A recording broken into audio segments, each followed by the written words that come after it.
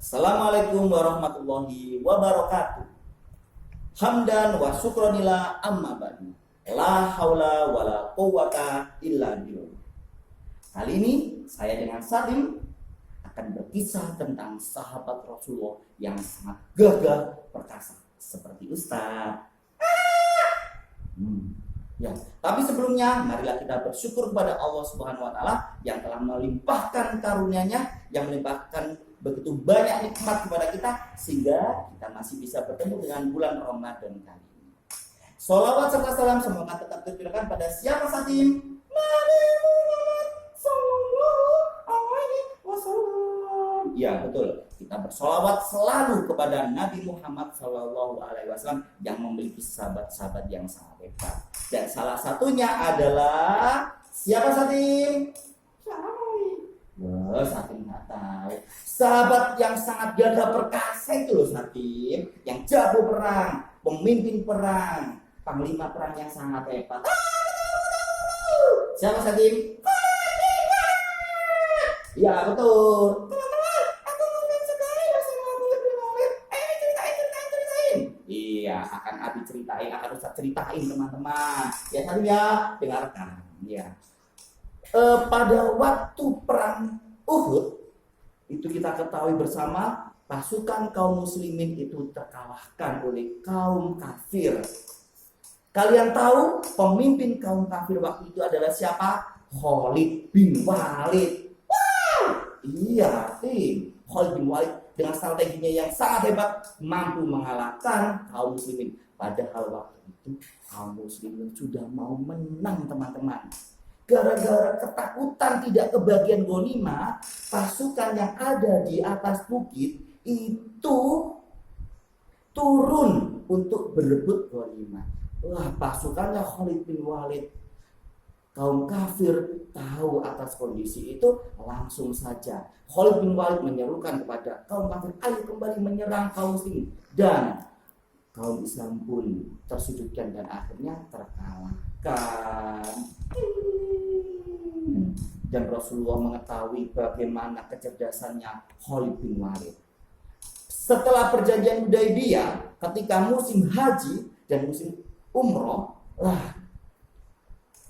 Nabi Muhammad mengutus Walid atau menemui saudara Khalid bin Walid yang bernama Walid bin Walid, menanyakan kepada Walid bin Walid tentang bagaimana Khalid bin Walid, mengapa kok dia tidak datang ke Madinah, tidak ikut bersama-sama ke Madinah. Nah, Rasulullah mengatakan, apa yang dikatakan Walid? Rasulullah mengatakan, wahai Walid bin Walid, mana Khalid bin Walid?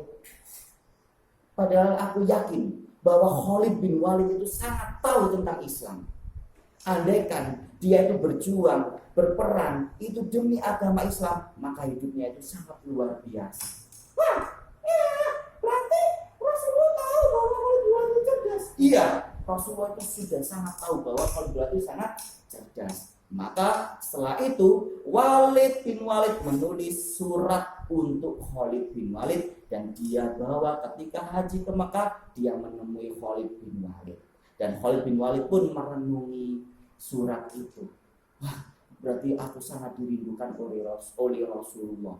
Khalid bin Walid pun mengajak Sofwan bin Umayyah dan Ikrimah bin Abu Jahal. Tapi mereka berdua saking tidak mau.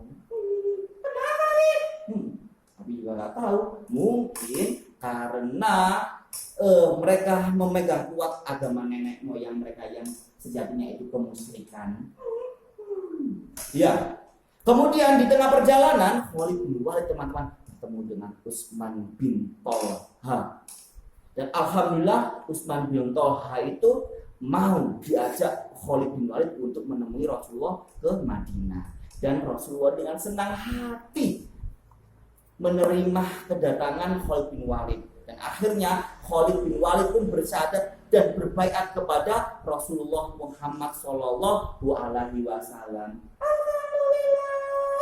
Tapi ada yang direnungkan, ada yang dipikirkan, dirisaukan oleh Khalid bin Walid. Ya Rasulullah, Bagaimana dengan dosa-dosaku Rasulullah? Sebelum aku bersahadat ini. Tenang saja, kata Rasulullah. Islam akan menghapus semua dosa-dosa yang engkau lakukan sebelum engkau memeluk agama Islam. Khalid bin Walid saat itu sangat gembira. Dan sejak itu Khalid bin Walid tidak pernah melewatkan peperangan-peperangan yang dilaksanakan oleh kaum muslimin. Bahkan ketika Rasulullah mengutus sahabatnya untuk berdakwah kepada Heraklius, pemimpin Romawi waktu itu, dan utusan Rasulullah dibunuh oleh Heraklius, maka akan terjadi perang. Dan Khalid bin Walid ingin mengikuti perang itu dan diizinkan oleh Rasulullah. Perang waktu itu dipimpin oleh 3 sahabat Rasulullah yang sangat hebat, yaitu Zaid bin Harisah, Ja'far bin Abi Thalib, dan Abdullah bin Ruaha. Kemudian ketika peperangan itu terjadi, apa yang terjadi? Zaid bin Harisah tewas, wafat. Kemudian panji bendera Rasulullah itu langsung diambil alih oleh Ja'far bin Abi Thalib. Kemudian tangan Ja'far yang kanan dipotong oleh kaum kafir. Kemudian sebelah kirinya juga dipotong. Dipeluk itu tetap. Kemudian diambil alih oleh Abdullah bin Ruaha. Kenapa ini? Kemudian langsung bendera itu atau panji Rasulullah diambil oleh Abdullah bin Ruaha saat ini. Dibawa, tapi sayangnya Abdullah bin Ruaha pun juga wafat ketika berperang itu. Melihat bendera Rasulullah tergeletak, tidak ada yang memegang, diambillah oleh Sabit bin Arqam, diambil dan berteriak, "Wahai kaum muslimin, saya mengambil bendera ini, akan aku serahkan kepada Khalid bin Walid supaya memimpin kita." Dan luar biasanya, memang sangat hebatnya Khalid bin Walid itu dengan strategi barunya, yaitu pasukannya tadinya di depan dipindah ke belakang, pasukannya tadinya di belakang dipindah ke depan, yang sayap kiri dipindah ke sayap kanan dipindah ke sayap kiri, sehingga tentara Romawi itu menganggap bahwa ada pasukan baru yang datang di situ. Mereka dengan sudah gemetaran, ketakutan dengan pasukan baru, sehingga sudah downlah mental mereka, langsung dibabas, dilah habis oleh pasukan Khalid bin Walid, dan akhirnya Khalid bin Walid pun menang dalam perjuangan melawan pasukan Romawi. Sejak saat itu mitos tidak terkalahkannya Heraklius atau pasukan Romawi itu oleh siapapun sudah dihancurkan, bahwa Islam menang melawan Heraklius atau kaum Romawi. Padahal waktu itu jumlah kaum muslimin pasukannya cuma 3.000. 120.000. Tidak balik.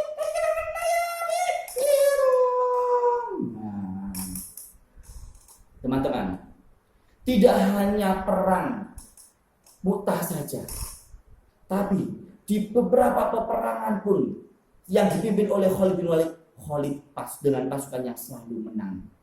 Dan sejak saat itu Khalid bin Walid mendapat julukan dari Rasulullah sebagai, kamu tahu saat ini siapa? Aku tahu.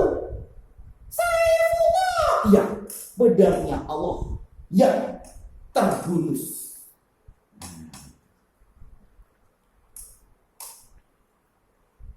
Pedangnya Allah yang terhunus. Tapi sayang sekali di akhir hidupnya Khalid bin Walid itu bersedih. Kenapa bersedih? Karena dia harus meninggalkan dunia ini di atas ranjangnya.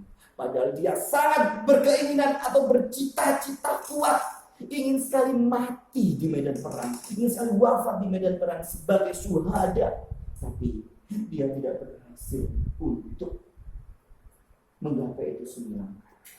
Dia bersedih, ditemani oleh sahabatnya yang bernama Qais bin Sa'ad.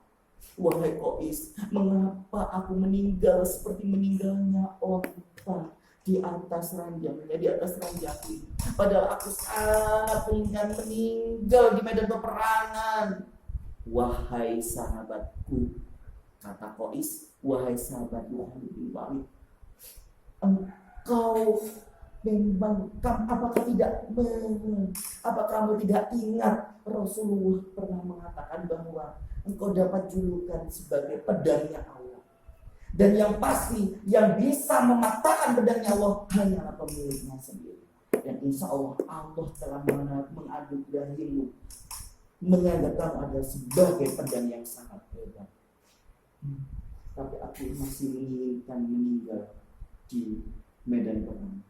Teman-teman, itulah bagaimana hebatnya Khalid bin Walid.